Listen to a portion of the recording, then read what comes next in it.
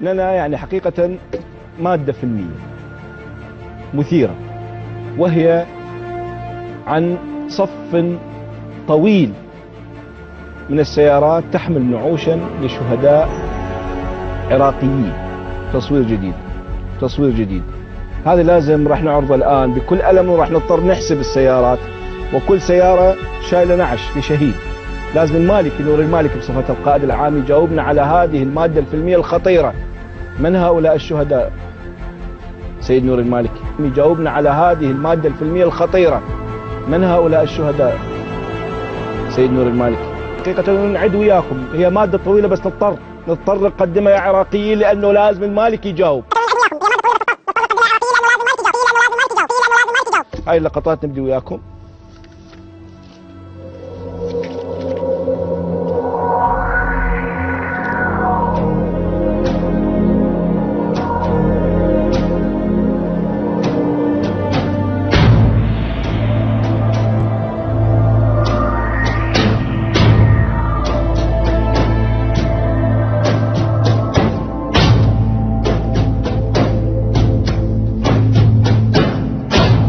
يعني مثل ما تشوفون المشاهدين، هاي ثالث سيارة عبرت، هاي رابع سيارة،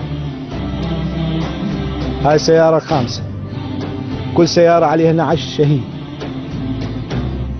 وهذه السيارات مع الموكب الجنائزي الكبير.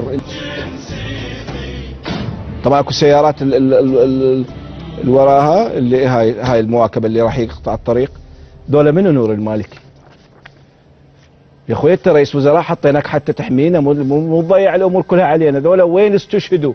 وليش ماكو بيان صادر من مكتبك او منك تحديدا منك تقول لنا ذولا منو؟ صادر من مكتبك او منك تحديدا منك تقول لنا ذولا منو؟ صادر من مكتبك او منك تحديدا منك تقول لنا ذولا منو؟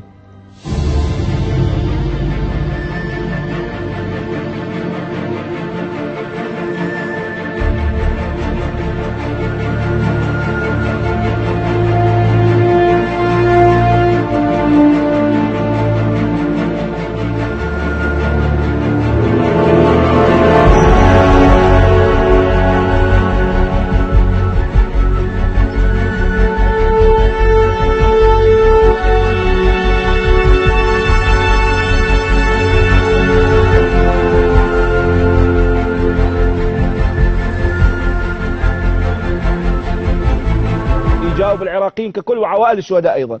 هاي اللقطات نبدي وياكم.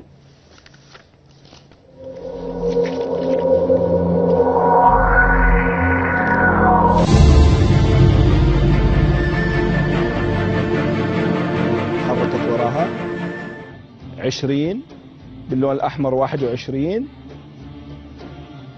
22 سيارة تنقل شهداء، 23 20 باللون الأحمر 21 باللون الأحمر 21 باللون الأحمر 21.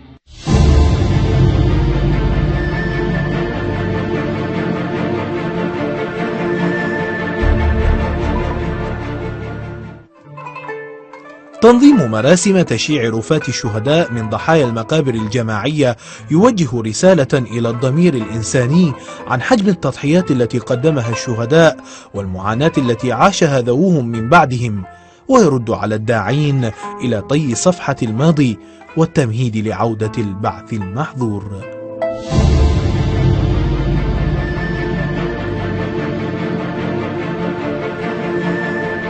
حركت وراها 20 باللون الأحمر 21 22 سيارة تنقل شهداء، 23. نقول له لازم الناس تسأل، مو بس احنا نسأل، لازم كلنا نطلع كلنا نقول له وين هذول منو؟ وين؟ ليش ماكو بيان؟